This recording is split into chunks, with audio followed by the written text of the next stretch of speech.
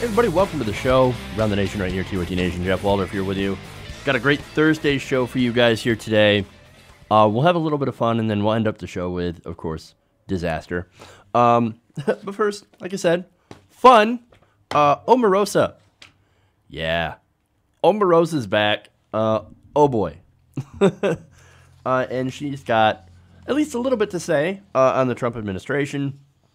Then, of course, we're going to talk about the Cheddar Man. Very interesting. So this has to do with, I believe, archaeology and also the discovery of an ancient human skeleton that we've known about for a while, but some new fascinating science and new discoveries on Cheddar Man. So that's interesting. I want to talk about that because I like science, and I also like making fun of racist people. So that's 2 in 1. Then, of course, we have the Trump administration on the opioid epidemic. What are they doing, and what are they not doing, and what should they do on that issue? Then we have an update in the Trump University thing, settlement.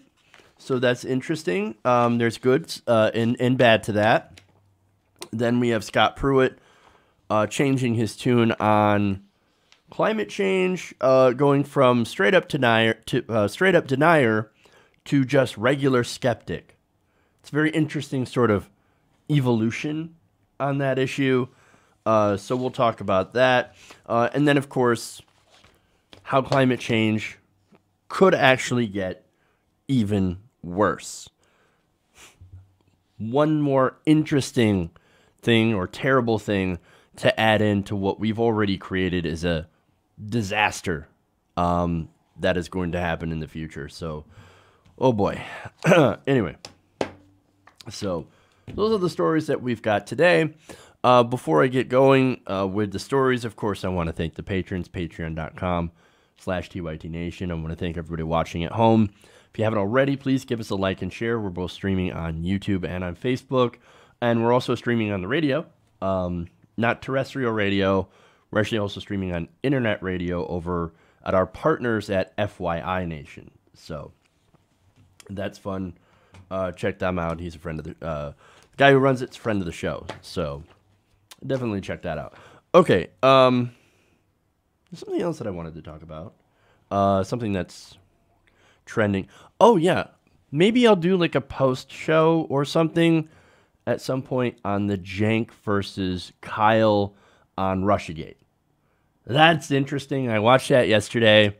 So I do want to give you my thoughts on that, but I probably shouldn't do that here. So I will likely plan something special for the patrons so you guys can listen to my thoughts on the Russiagate debate. Very interesting. Very interesting. And of course, that's something that was going to happen anyway. So again, I was very interested in watching that debate. If you haven't already, you can go and catch up. They have it posted on TYT Interviews. So Jank versus Kyle, Russiagate. Watch it, and then I'll give you my synopsis on what I believe, what I think about this. Okay. I think there's one more thing. Oh, yeah. Earlier, President Trump is speaking at the prayer breakfast. And I always love that we have like a national prayer breakfast when we have no national religion. In fact, we're not supposed to have a religion. And Trump earlier talked about how, oh, God's on our money and we say in God we trust. Obviously not understanding the history of this thing. So I tweeted him out something else. Let me pull that up here, what he tweeted, and then my response. He said, our founders invoked the Creator 4 times in the Declaration of Independence, not the Constitution, mind you. Our currency declares in God we trust, and we place our hands in our hearts when we recite the Pledge of Allegiance and proclaim that we are one nation under God. My response is Thomas Jefferson, when he said, I contemplate with sovereign reverence that act of the whole of American people which declared that their legislature should make no law respecting an establishment of religion or prohibiting the free exercise thereof, thus building a wall of separation between church and state. If that's not clear enough, let me clear it up for them. This is not a religious nation. This is not a Christian nation. It's not a Muslim nation. And God forbid, the Christians' heads would be exploding. We're a nation that does not have an established religion. And it's sad to see the president, of course, completely disrespecting that. Because being secular is actually more American than anything else. Secularism is an American institution. It's an American tradition. So if you're not embracing the fact that we have a secular government, then you're being completely un-American. So I'm not saying being a religious person is being un-American. No. You can be as religious as you want. That's American. But not respecting the fact that we should have a wall between we should have a wall separating church and state. Not realizing that and actually advocating for religion and government, that is what is completely un-American. So that's my thoughts on that one. And I love how some of you in the comments are saying, see, hey, look at that. Instead of wall, Donald Trump, you're in favor of walls, right? You should be in favor of a wall between church and state. Good one. So, good one, Jup. So, see, that's why I love you guys. I have the best audience in the world. All right. That said, let's go to some stories, huh? Oh, boy. That's just what you wanted to see. Omarosa is back. If you hadn't missed her, well, now you get... Or, let me start that again. Okay. Now, for those of you who missed Omarosa, well, rest assured that she is now returned.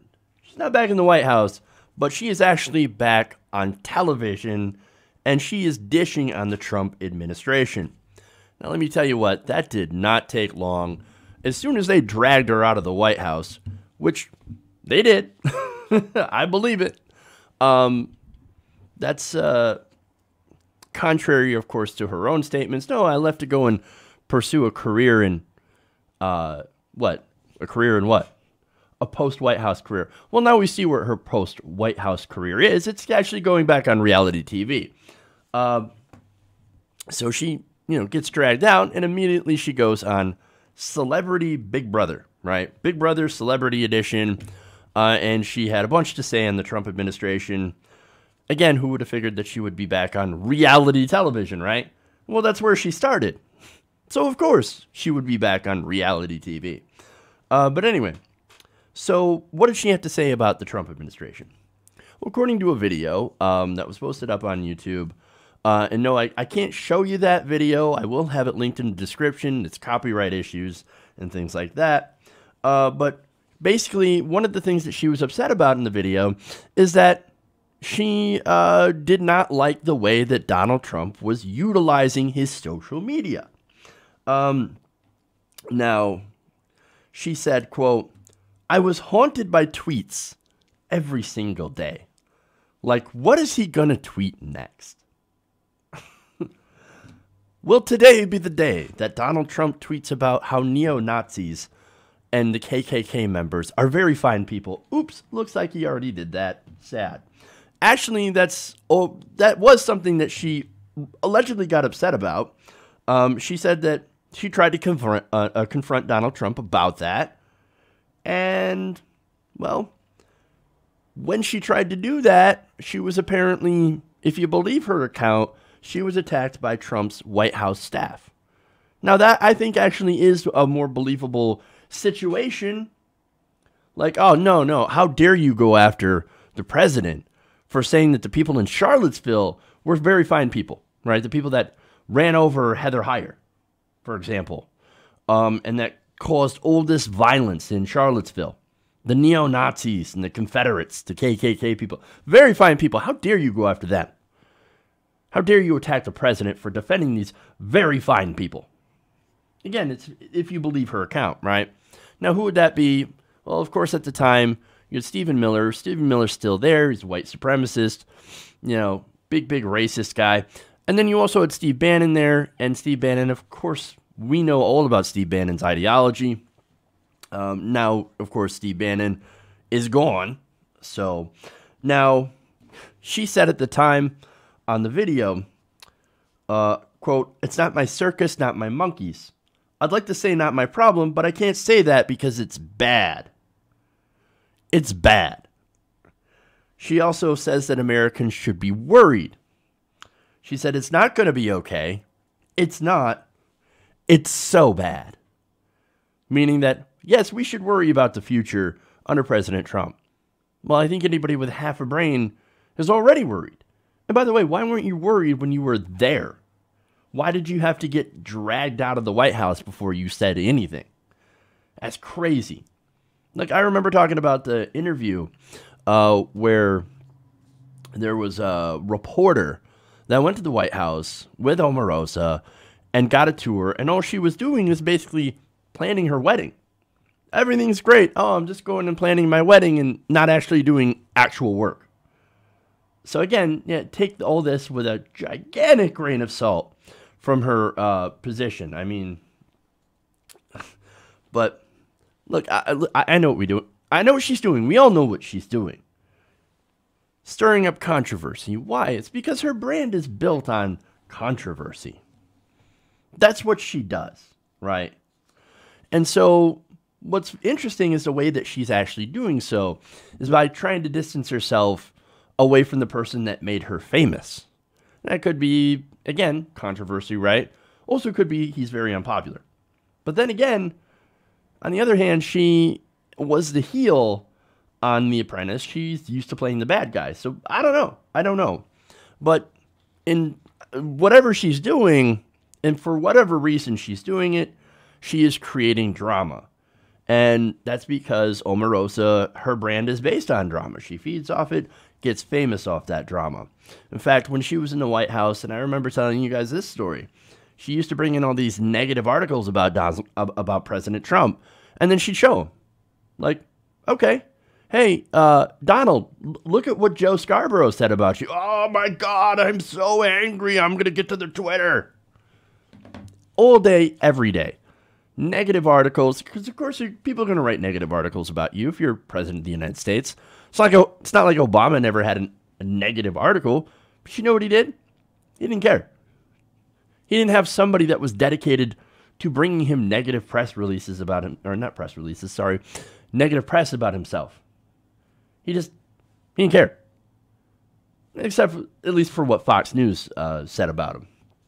And then he actually did care because he didn't want to make conservatives upset. But anyway, going too much into President Obama. But again, that's what she would do. She would go in, she was in the White House, she created drama until John Kelly, look, for as many problems as I have with John Kelly, especially his terrible positions on immigration, he's as hard right on immigration as Donald Trump is. It's something that they have in common.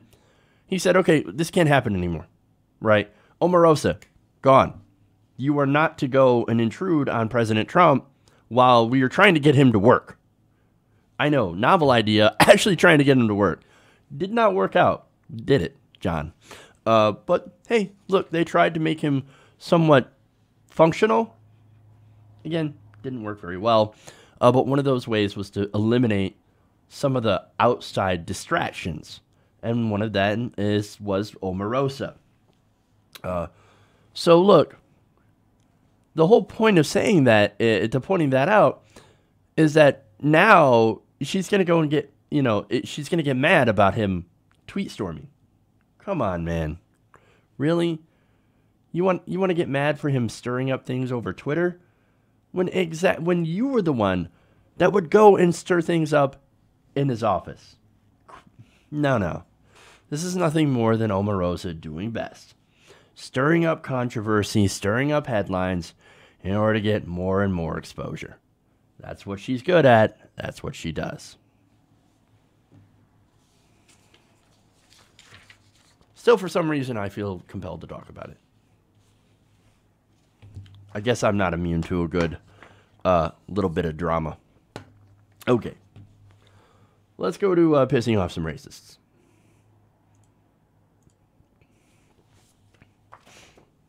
This is for you, my UK fans. You're going to love this.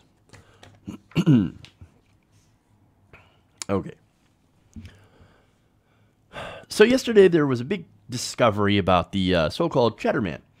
Now, Cheddar Man, of course, is a fossilized human skeleton that was found inside of Gok's Cave. I think that's the correct pronunciation.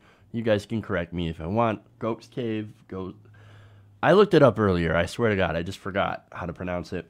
But look, the reason that they call him the Cheddar Man is not because he was made of cheese. I think that's fairly obvious. No, it's because where they found him was inside of Cheddar Gorge. Now, Cheddar Gorge is located somewhere around Somerset, England. So, okay. Now, they find this near-complete skeleton about a century ago, back in 1903. So they find out that it's over 10,000 years old, which means he's one of the first of the Britons. So, now, a lot of people assume that, hey, he probably looks a lot like modern Britons, right? So they tested his DNA. They figured out a way to test DNA. Yes, they can do that now. Revolutionary new techniques and technology and all that. And when they tested his DNA, surprise, he ain't white. He don't look like modern Britons. In fact, according to the DNA analysis, the first modern Britons, who lived about 10,000 years ago, had dark to black skin, dark curly hair, and blue eyes. Well, that's interesting, blue eyes. According to The Guardian, the team homed in on genes known to be linked to skin color, hair color, and texture, and eye color. For skin tone, there are a handful of genetic variants linked to reduced pigmentation, including some that are very widespread in European populations today. So, again, those genes will get out through, obviously, reproduction. And so you spread those genes around, and the genes of Cheddar Man are actually in a decent amount of the population of modern Britons today. Fascinating. Now, Cheddar Man had ancestral versions of all these genes, strongly suggesting that he would have had dark to black skin tone, but combined with blue eyes. So it's kind of amazing what we can do with science, right?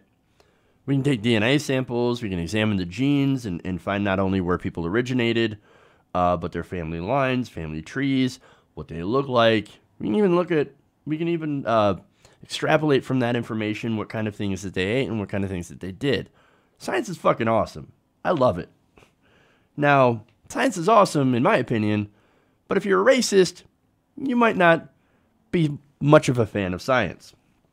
Now, this news has likely made you very, very upset if you are a racist. And I'll have examples of that, but first, the results pointed to a Middle Eastern origin for Cheddar Man, suggesting that his ancestors would have left Africa, moved into the Middle East, and then later headed west into Europe, before eventually crossing the ancient land bridge called Doggerland, which connected Britain to continental Europe. Today, about 10% of white British ancestry can be linked to this ancient population. But how can black people suddenly become white people? And so that's one of the hang-ups that racists have. Black people just can't become white people. Well, apparently, yes, they can. Scientists believe that the populations living in Europe became lighter-skinned over time because pale skin absorbs more sunlight, which is required to produce enough vitamin D.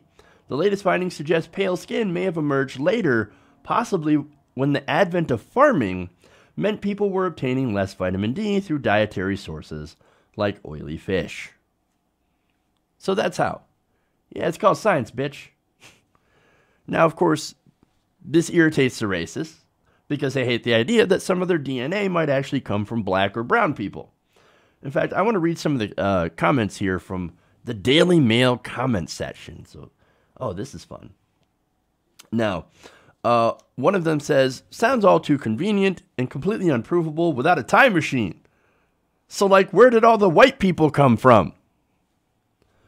We'll never know unless you have a time machine. Somebody get me the DeLorean. Imagine somebody down in the future creates a time machine, takes one of these idiots back in time, and says, look, Black people, happy? Something tells me they're not going to be happy, no matter what happens. Another comment. Absolute nonsense. It takes longer than 10,000 years to be white. And you would know how? Where's your doctorate? Where's the research on that one? I'd love to see it. Oh, it takes over 10,000 years to be white. There's more. So they go away from being incredulous at the science and into, of course, PC culture. Quote, political correctness gone mad. No way this is true. It's PC gone mad. Now, another commenter asked an interesting question.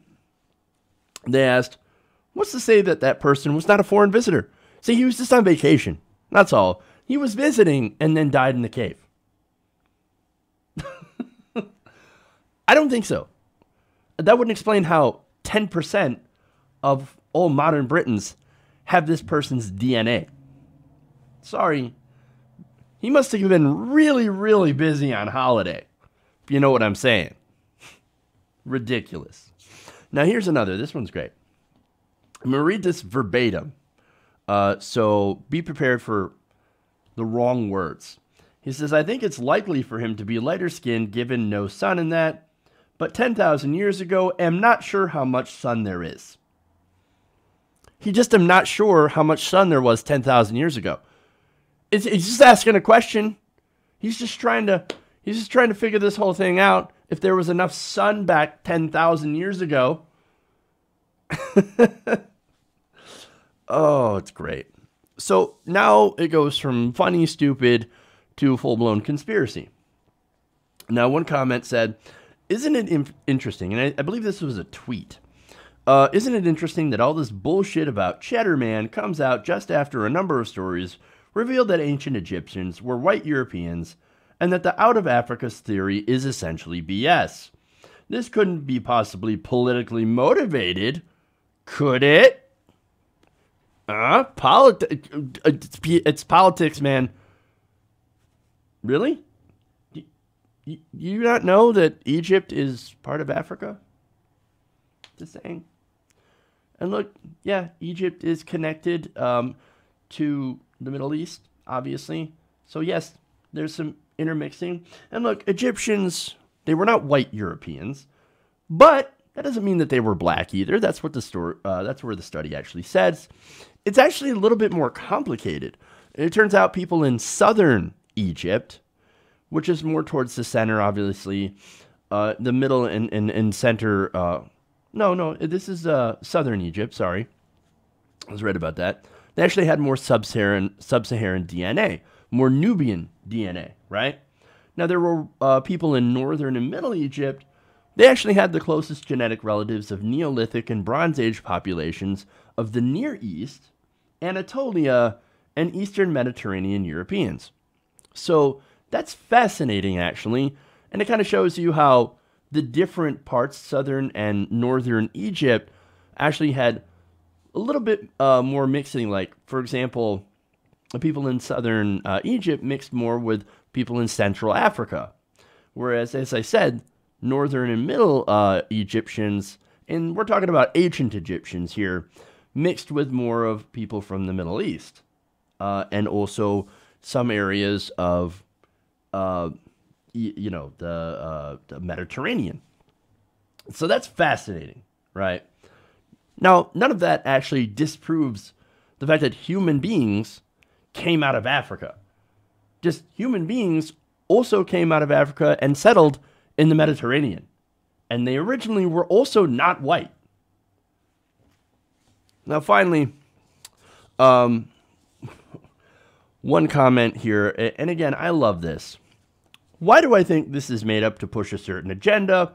I'm not a DNA expert, but from having watched documentaries, it's often not possible to extract DNA from such an old skeleton. Hey guys, I'm not a DNA expert or anything, but I did watch some documentaries. You know, that reminds me of the Best Western commercials. Hey, I'm not a doctor, but I did say it at Best Western yesterday. I think that was the commercial. Maybe I got the hotel wrong, but you get what I'm going at. So this guy who's watched documentaries, well, he's more of an expert than the experts. I see how that works. Unless, of course, all the experts are actually in on the conspiracy to make the black people into white people because political correctness and stuff. Wait, how stupid does that sound? That's ridiculous. Look, this kind of reminds me of white supremacists that are pissed off when they take DNA tests and find out there's a little bit of black in their gene pool. It kind of makes their snowflake melt. But let me show you what the experts actually say about this. Tom Booth, this is an archaeologist at the National History Museum who worked on this project, said, quote, "This really shows up that these imaginary racial categories that we have are really modern constructions or very recent constructions that are really not applicable to the past at all." Jon Diekman, computational biologist at the University College London, another member of the project's team, also said the connection has said the connection often drawn between Britishness and whiteness was not an immutable truth. It has always changed and will change. And it's a Holiday Inn Express. Sorry, I knew I got the hotel wrong. But look, all that aside, all joking aside, they're absolutely right. This whole, white people, Britain, white people in America, and, we're the best, and Britain was white first, and all that stuff. No, that's ridiculous. This is why I come to the conclusion that racists are the dumbest people on earth. If you can't tell that we are all pretty much the same, and that we all come from the same ancestors, you don't understand a damn thing. And you never will. Okay. That's it on Cheddar Man. I don't know why, but I enjoy that story. Okay. Let's move on to back to the States here and talk about the opioid crisis. This makes me think of Ralph Wiggum. I'm helping. No, you're not. So all throughout his presidential campaign and even into his first year of his presidency, Donald Trump promised that he would do something about the opioid epidemic. Now, this is a crisis. It's been at crisis levels for a long time. 2016 was a horrific year for opioid deaths.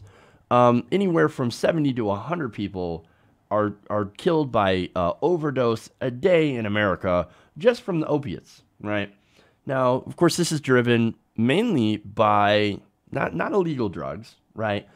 No, it's driven actually by legal prescribed painkillers. These are things that you can get with a prescription. Just go to your pharmacist. You want the hard drugs? Go to your pharmacist, right? That's where you're going to get it. Now, look, the administration has not done a lot on this issue. I'm going to go over what they did, what they should do, and how to actually, in my opinion, beat this opioid epidemic. But first, I'm going to show you what the administration actually has done first. Now, President Trump had declared a public health emergency in October to deal with this epidemic. Now, unfortunately, the problem with that is that it brought no new money to fund the federal response. So there's no extra money to actually deal with this. Now, in November, President Trump announced that he's donating his third quarter salary, about $100,000, to help the Department of Health and Human Services fight opioids. I would like to see the receipts on that one because I don't trust him. Every time he said, "Oh, no, don't worry, I'm going to donate," never happens. Ever. So, hey, man, you want to believe him? That's up to you, but I don't believe him at all. So, anyway. Now, He also had the Centers for Medicare and Medicaid Services announce a change in policy. Now, this will allow states to apply for waivers, allowing them to use Medicaid to pay for residential drug treatment at facilities that have more than 16 beds. Now, some states are already taking advantage of the policy change. So that's actually not bad. Using Medicaid funds to go and pay for opioid treatment. Wonderful. That's good. The only problem is we've actually cut, or the Trump administration actually wants to cut Medicaid funding and then put in work requirements for people on Medicaid. So, yes, while that would be a good change, the fact is that we're not funding Medicaid enough, and we're making it actually harder for people to get on Medicaid. All right.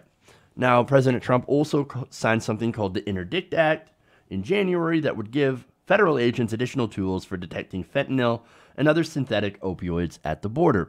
But see, the problem is that this is not happening at the border. This is happening at your local pharmacy. This is happening in towns in West Virginia that have 2,900 folks living in it that end up getting shipped 20 million pills over a period of 10 years. That's where it's happening. It's not happening at the border with Mexico. But that leads me to the response of what the ONDCP under Kellyanne Conway is doing. They're focusing on, oh, well, we need to build a wall to keep the drugs out. Well, that's not going to do anything.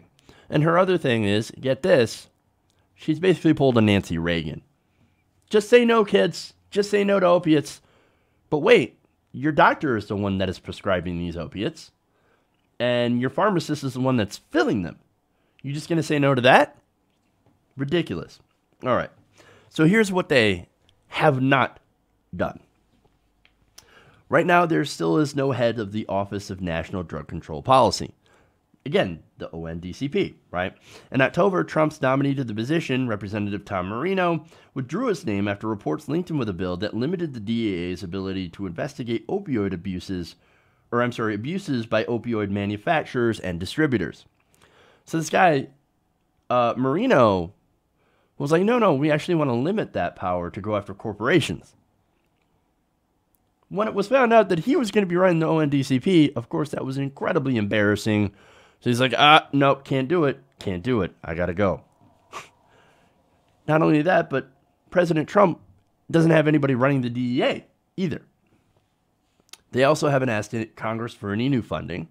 In fact, they've actually cut funding or have attempted to cut funding. We actually need billions and billions of dollars to actually try and solve this problem. Now, in the 2018 budget, the president recommended cutting the Office of National Drug Control Policy by 95%. Their budget gone, 95%. He might also ask again this year. And as I said before, Kellyanne Conway, who's running this, she is the drug czar.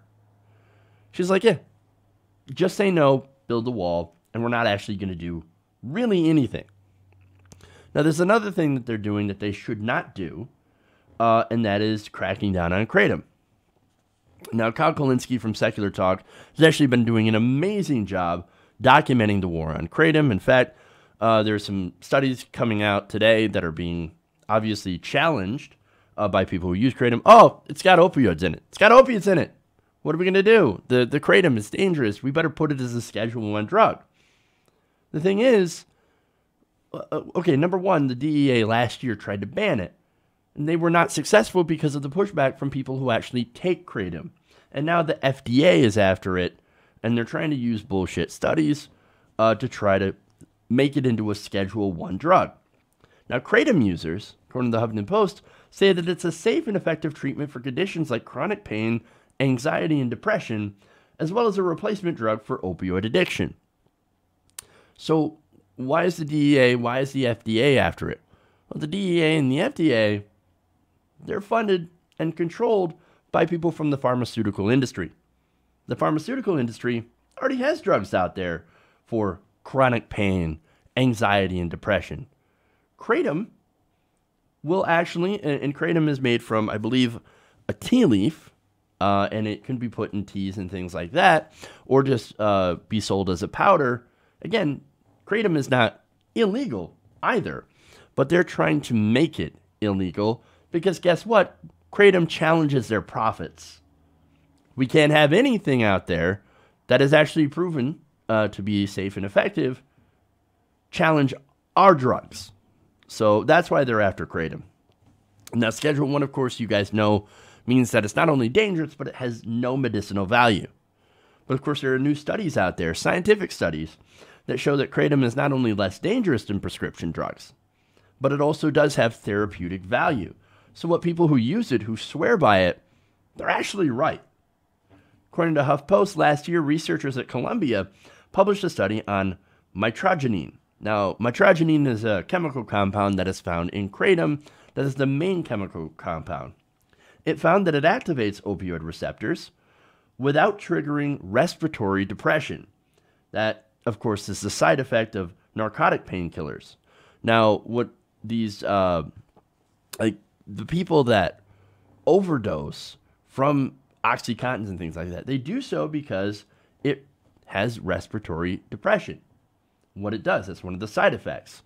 Kratom didn't do that, but it still has the healing and medicinal values of those same medications. Now, the scientists concluded that drug makers could instead look to Kratom to develop safer pain medications, or they could just not and keep Kratom legal. So that's one of the problems, one of the things that they're doing absolutely wrong. Another thing is, of course, Jeff Sessions going after marijuana. Marijuana also has been shown in some studies to help people that are withdrawing from these heavier addictive prescription drugs. So Sessions, another war on marijuana. He's actually did a crackdown on places where they have legalized marijuana for not only medicinal but also recreational use. That means the Trump administration, essentially what they're focusing on is enforcement and not treatment at all. And so this is your typical right-wing response to a problem that isn't solved by more drug rates, right?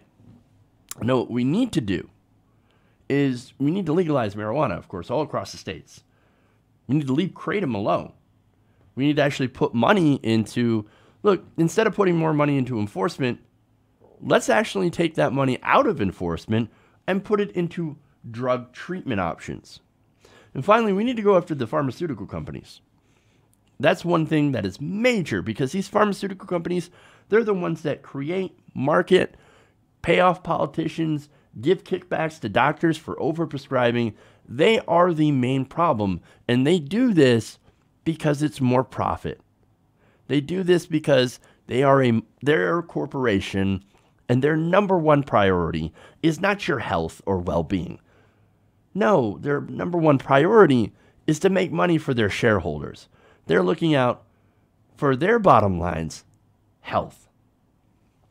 So we've got to crack down on the companies that actually go after, or we should actually go after these companies that make this problem worse. That's what Bernie Sanders was talking about the other day when he testified, or not testified, but when he called on Congress to look into these companies and to hold these companies accountable so that we can actually solve this problem and ensure that we don't have another epidemic like this one ever again.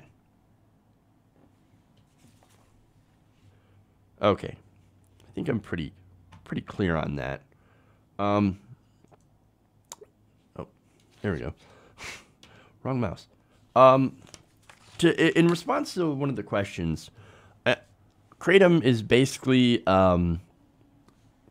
it is, like I said, it's a medicinal powder. It can be a pill form, can be in tea, powder form, things like that, that can actually mimic the effects of opioid drugs. So I don't know a ton about it. You'd have to check out Kyle. He's done more extensive work into this.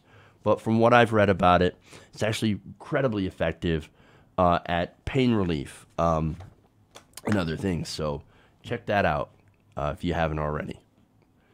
Okay. Let's move. Actually, you know what? Let's take a quick break here.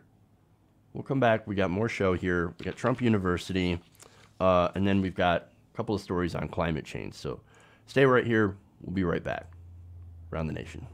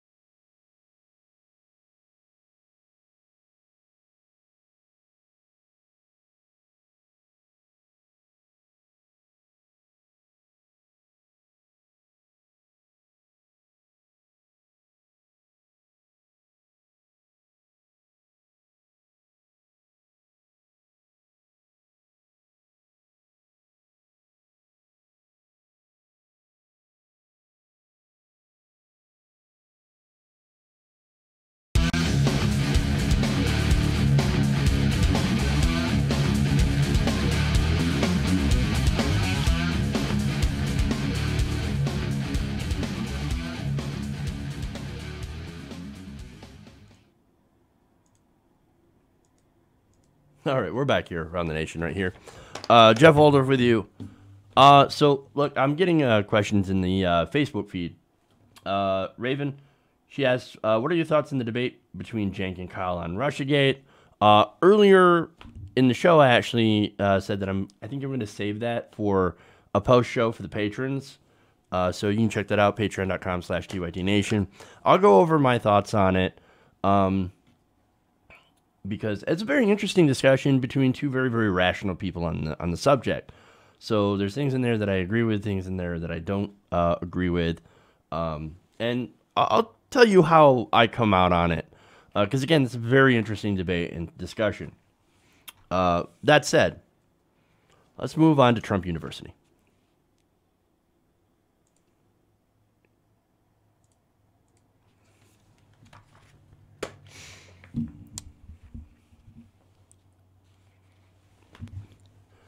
So there may be some good news for people who were defrauded by Donald Trump at Trump University.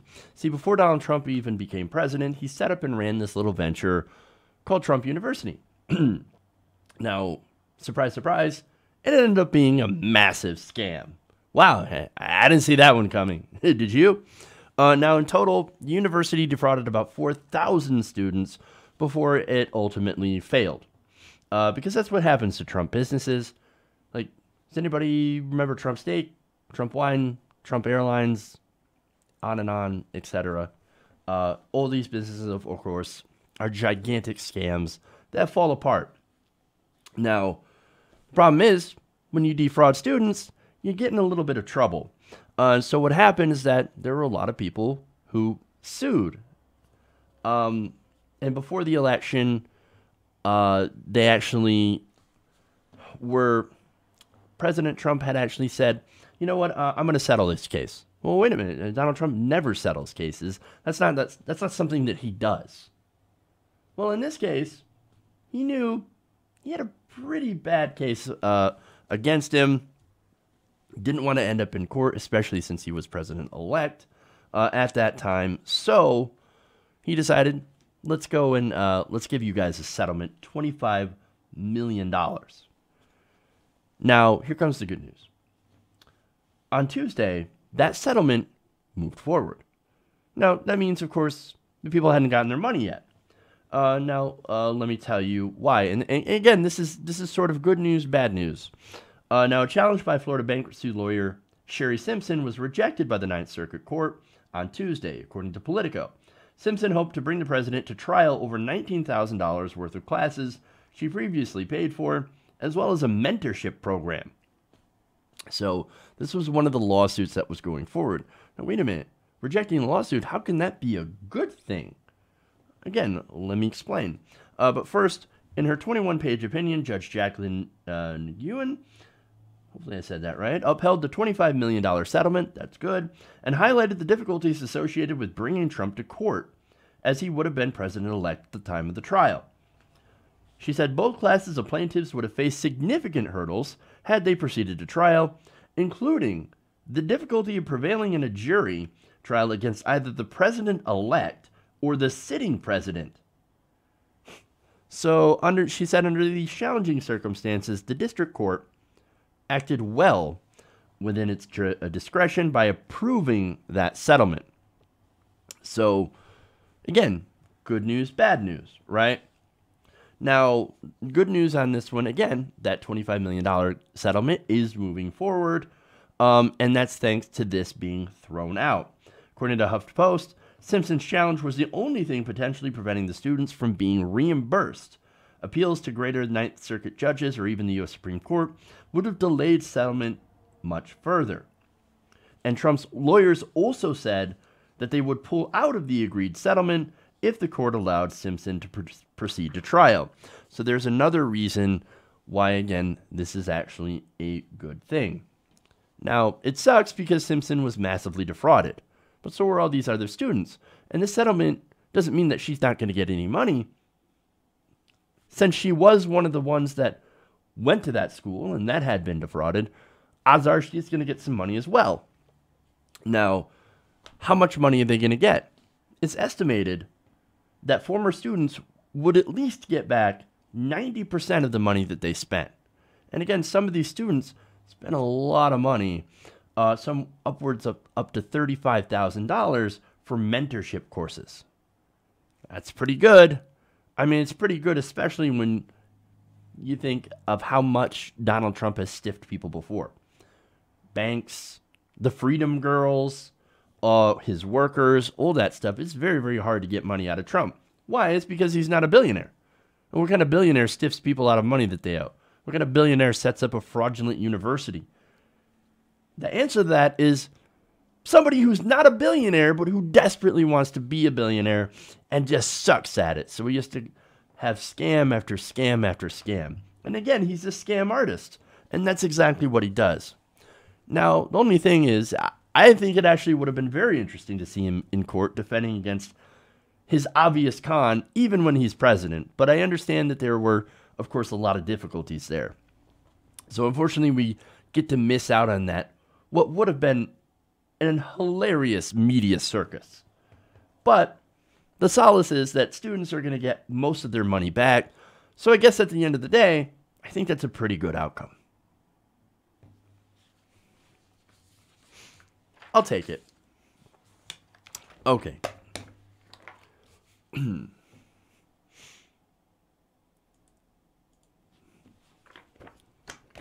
on. Now, Scott Pruitt is the head of the EPA, the Environmental Protection Agency. And since being there, he has actually turned the Environmental Protection Agency into an agency that protects giant multinational corporations. So Pruitt himself has a bit of a history of climate denial. In fact, that's why a lot of people were against him being appointed to head the EPA.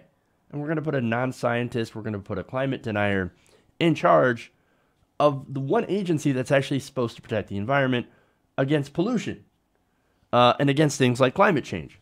Well, that's a wonderful idea. But see, there's a reason Donald Trump puts these people in these positions, because they want to destroy these positions. They want to destroy these agencies. That's why you put Pruitt in charge of the EPA. That's why you put, let me think of some other examples here. Now, for some reason, I can't think of his name. It's not Mnuchin. Oh, you know what? Let's move on that. I'm sure other examples will come to me later. But he, again, climate denier, right? Now, first he claims, of course, that, hey, global warming, it's not a thing. It's not a thing. It's actually made up. And then he went to, well, carbon, it's not exactly playing a role in climate change. So, you know, we can keep putting more we can keep burning more fossil fuels, putting more carbon into the air. Oh, wonderful. But now he's actually saying something different. He's actually evolving on this issue. He says now that even if climate change were occurring, as the vast majority of scientists say that it is, a warmer atmosphere, that's not going to be so bad. It's greening the planet. Wonderful. He said, we know humans have most flourished during times of what? Warming trends. Now, this is an interview that he gave with KSNV. This is an NBC affiliate in Las Vegas. Now, he continues. He says, so I think there's assumptions made that because climate is warming, that necessarily is a bad thing. Do we really know what the ideal surface temperature should be in the year 2100? In the year 2018, that's fairly arrogant for us to think that we know exactly what it should be in 2100. Holy shit, that is quite the pretzel you have bent yourself into. And he probably added, yeah, we're going to be dead anyway. And I'm making money right now, so what does it matter? No, see, here's the thing. It's not the fact that the climate is warming. Yes, the climate has been warming, and that is of concern. However, it's not just the fact that it's warming, because we've had periods of warming, we've had periods of cooling before. The problem is the rate that it's warming. It is outpacing our world's ability to be able to adapt. And not the world itself, but animals are not able to adapt. Plants are not able to adapt. And of course, humans were less able to adapt depending on how quick it is changing. And it's very, very quickly changing. I mean, here's the thing, right? if we change the climate fast enough and we outpace, and it outpaces the ability for animals to be able to adapt. If they can adapt, they end up dying out. If the animals and plants die out, well, what happens to us who depend on those animals and plants? That's the problem here, right? I would say that's a bit of an issue. So, yeah, let's not talk about 2100. Let's talk about what's happening now and what will happen in the immediate future, okay? Now, look, scientists, again, have been talking about the rate of warming, which has increased exponentially since the Industrial Revolution. Now, Pruitt, of course, he's going to continue, and again, he's sort of trying to sound like he's moderated on the issue, so to get people to be like, oh, look at Scott Pruitt, he's being reasonable, he's just asking questions. He said, quote, there are very important questions around the climate issue that folks really don't get to. And that's one of the reasons why I've talked about having an honest, open, transparent debate about what we do know, what we don't know, so the American people can be informed and they can make decisions on their own with respect to these issues. Here's the thing. Where's the debate?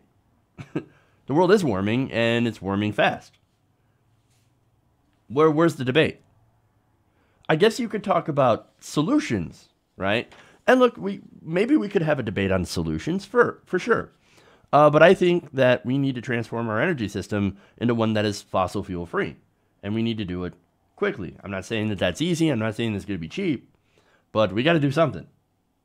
And look, the changes to the environment have already begun. It is baked into the cake now. So, look, the next century, we are going to see a lot of warming. And yes, I know, going back to, well, we shouldn't talk about 2100. Why? Well, because we're going to be dead? Yeah, we're going to be dead. But our children weren't. Grandchildren won't be. So, I don't know, maybe we should not fuck up the world for them. But look, even if we stopped adding any additional carbon to the atmosphere, there's still going to be effects. Because again, it's cumulative. What we've been adding for the last 200 years is still there. It doesn't degrade very fast. Now, methane is a much more potent greenhouse gas, but that, of course, the effect of that is actually far more than carbon, but it doesn't last in the atmosphere as long. Carbon is one of those long game kind of greenhouse gases. But anyway, look, it's not arrogant to think about the conditions in 2100 that we are setting up right now, because it is such a long-term thing. But Scott Pruitt, unfortunately, he does not have long-term thinking. He can only see as far as the table in front of him where that fat lobbyist check is sitting. But the rest of us, most of us, I think are fairly worried about this. And right now, he's not. And he's saying, you know what, that might actually be a good thing. I'm not worried at all. I'm not worried about carbon. In fact, carbon is great. Yeah, carbon's not a bad thing at all. Carbon is an important part of our atmosphere. Again, the rate that we are putting carbon into the atmosphere, that is the problem. Now, he says, the climate is changing. That's not the debate. Well, thank goodness we're at least on the same page now. At least on that. The debate is how we do know what the ideal surface temperature is in 2100. No, that's not the debate. I think the American people deserve an open, honest, transparent discussion about those things. This agency for the last several years has been more focused on what might be happening in 2100 as opposed to what is happening today. Okay, look, you want to talk about today? Okay, well, the hottest years on record. What have those been? The last 3-4 years?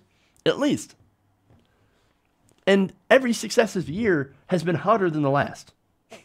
Right now, we have stories and reports of the ocean running out of oxygen in certain places. There are no dead zones where there is no oxygen in the ocean.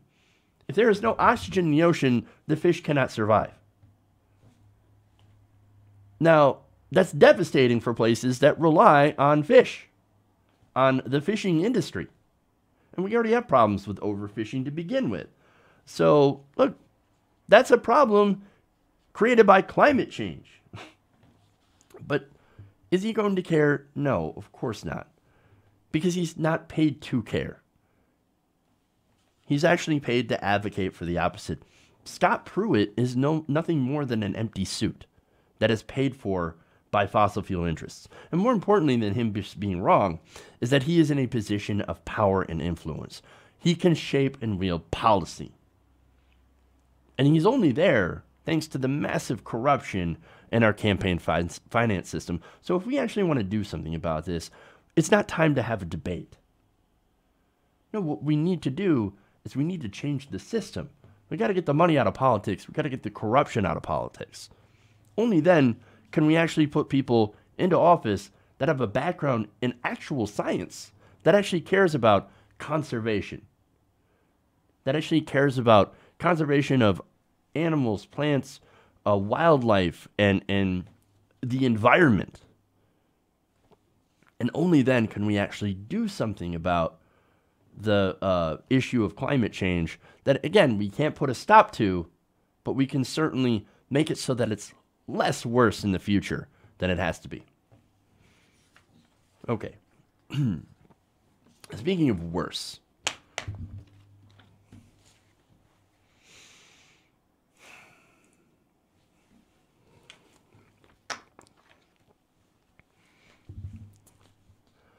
so now I've talked about some of the effects that climate change will have in the future and are having now.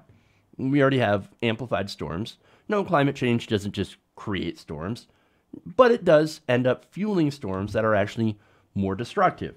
Not only that, but it also in certain areas creates drier conditions, and in some places, like, for example, where I live, helps to contribute to really strange storms like bomb cyclones and all sorts of crazy stuff. Now, one of the effects that doesn't get talked about a lot, at least that I see, is the permafrost and what's happening to the permafrost. Now, in geology, the permafrost is defined as any soil that has been frozen or frozen for more than 2 years. Now, how much permafrost is there? There's about 8.8 million square miles of land that is frozen. That is 24% of exposed Earth. That is a lot of permafrost. It's a lot of frozen ground. So why should we care about this? Why should we care that it melts? Why is this important to climate change? Well, over time, naturally occurring compounds in the atmosphere, such as mercury and carbon dioxide, can bind with organic material in the soil and be frozen into the permafrost, potentially remaining trapped underground for thousands of years. So the problem is that we've got all these gases, especially carbon, but again, compounds like mercury that are frozen into the ground. Great, it can stay frozen. Not a problem if it stays frozen. Problem is that it's not going to stay frozen. Now, I talked about, like I said, mercury, right? Well, according to a new study published February 5th in the journal Geophysical Research Letters, there may be more than 15 million gallons of mercury buried in the permafrost in the northern hemisphere. That is roughly twice as much mercury as can be found in the rest of the Earth's soils, ocean, and atmosphere combined. So there is a major source of mercury that is sitting under the ice. They warn in this study that if global temperatures continue to rise, that mercury will be released, along with, of course, the carbon and methane and zombie viruses, not like an actual zombie apocalypse virus, but viruses that have been dormant for thousands of years will suddenly come back. That's stuff that we don't have an immunity to. And that's stuff that we don't necessarily know how to treat. So, wonderful. Good luck with that. Now, this is study author Paul Schuster. And this is, he is a hydrologist at the U.S. Geological Survey in Boulder, Colorado. He released a statement about this, and he said, quote, "There would be no environmental problem if everything remained frozen. But we know the Earth is getting warmer. So this discovery is a game changer." So, look, if it's not bad enough what we have going on with global warming, well, now we know that there are actually more terrible things in the way when it comes to melting permafrost. And we don't actually know what the impact of all this mercury being released will actually be. Now, previous studies have attempted to account for the billions of tons of carbon dioxide, methane, and even the zombie pathogens that could be loosed into the air and the oceans by melting permafrost. However, the environmental impact of a large-scale mercury leak remains an unpredictable problem. One major concern is that this mercury could seep into nearby waterways and transform into methylmercury. That is, of course, a toxin that causes motor impairment and birth defects in animals. Now, Etta Mutter, science director for the Yukon River Intertribal Watershed Council, said, quote, that contamination could travel up the food chain from microorganisms to humans, and of course, that would have a huge impact on the food supply in these areas. She says, rural communities in Alaska and other northern areas have a subsistence lifestyle, making them vulnerable to methylmercury contaminating their food supply. So that would be a big problem. So that's a food supply that is no longer viable. It's also a water supply that is also no longer viable. You know, one of the other impacts of climate change is there are places that are literally running out of water. There's I believe, a city in the southern tip of Africa that has run out of water, literally. So you have places that run out of water, and you have other places with tainted water supplies with methylmercury, and you have food supplies that are also being tainted, entire food chains that are being stunted with this released, or that could be stunted with released mercury, increased global temperatures, places where you can no longer grow food, famines, mass migrations. It's not looking good, folks. Those are just some of the effects that climate change will happen in the long term. We have released the genie out of the bottle. Unfortunately, we cannot put this genie back. However, we can at least stop more damage from happening to the environment. How? By transferring over to a clean, green energy system. We need to stop burning fossil fuels and stop putting more carbon into the air. If we can actually summon the political will to do that, then look, again, we can't stop climate change. It's already happening now. It's baked into the cake.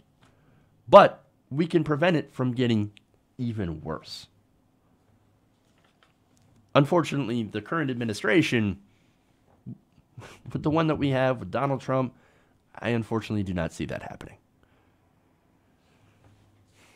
Sorry to leave you guys on such a disastrous note, but oh well, sad. Anyway, that's all I got for you guys today. Thanks for tuning in. Make sure to subscribe on YouTube. We're nearing 70,000 subscribers on YouTube, so I want to hit that fairly soon. We're at 6,800. So if you could subscribe, if you haven't already, please do so. Like us on our Facebook page as well. I want to continue to grow that. And look, if you want to help out the show, you can always donate. You can go to patreon.com/TYTNation and become a patron. I want to thank all the new patrons, of course, that have signed up to fund independent progressive media. You guys are awesome. So thank you so much. Love you guys. We'll be back tomorrow. We'll have another great show, great Friday show. So stick around. Come back at 3 p.m. Eastern. So that's when we go live. To everybody, love you guys. And remember, change begins with you. Good night, TYT Nation. See y'all tomorrow.